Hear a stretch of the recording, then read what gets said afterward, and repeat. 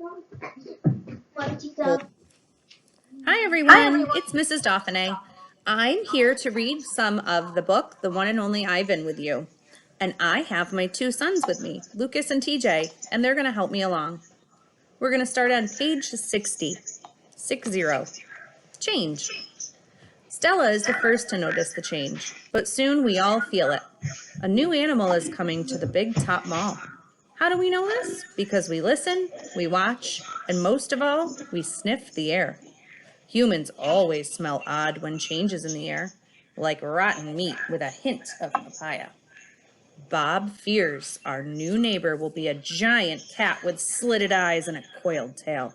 But Stella says a truck will arrive this afternoon carrying a baby elephant. How do you know, I ask. I sample the air, but all I smell is caramel corn. I love caramel corn.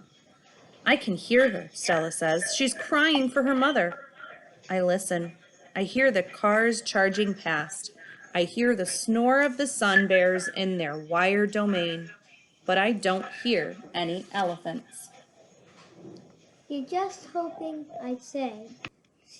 Stella closes her eyes. No, she says, softly, not hoping, not at all. Jambo.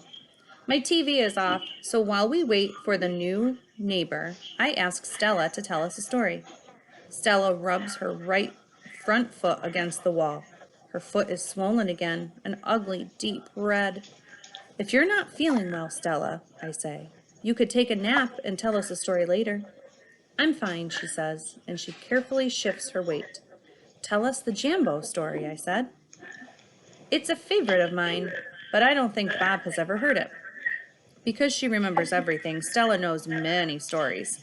I like colorful tales with black beginnings and stormy middles and cloudless blue sky endings, but any story will do. I'm not in the position to be picky.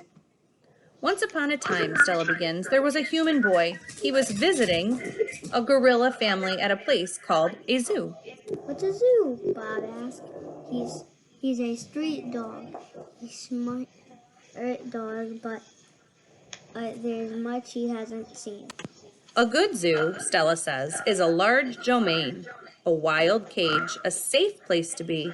It has room to roam and humans who don't hurt. She pauses, considering her words. A good zoo is how humans make amends.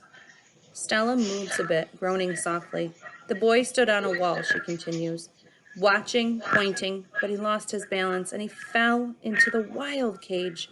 Humans are clumsy, I interrupt. If only they would knuckle walk, they wouldn't topple so often. Stella nods. A good point, Ivan. In any case, the boy lay in a motionless heap, while the humans gasped, and cried.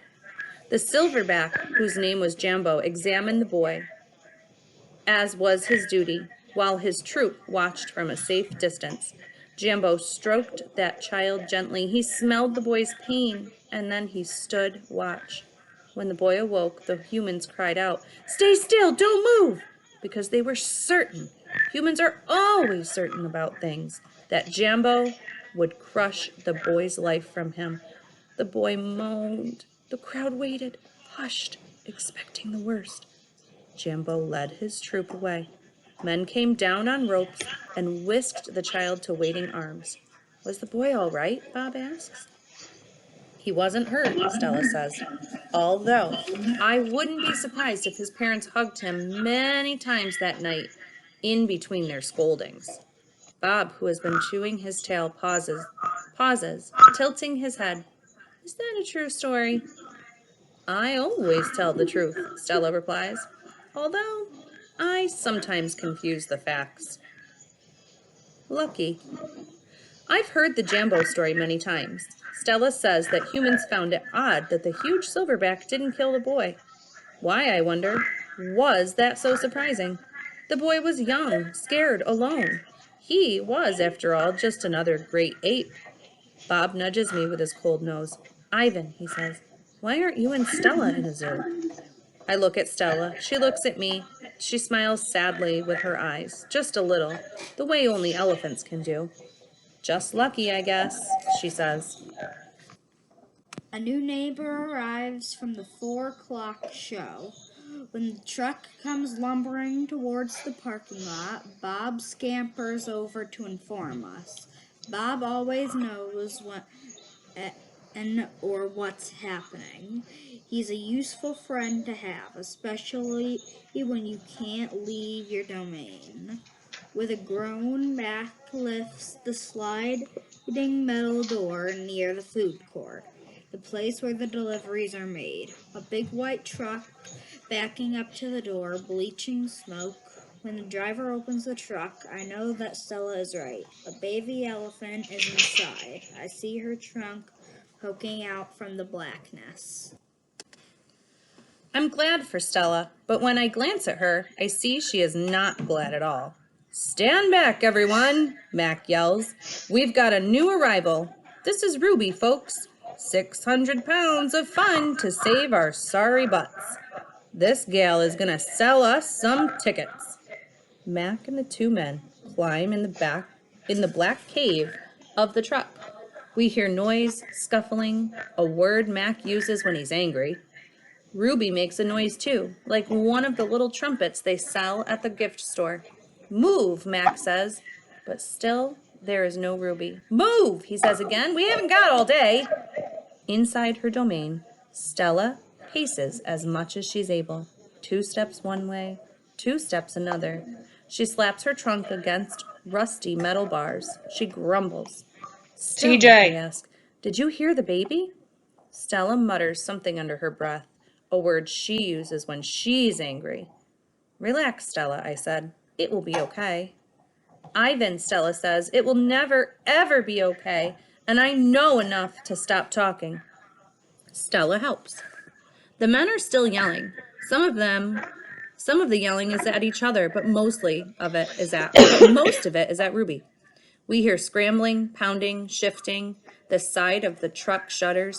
I'm starting to like this elephant, Bob whispers.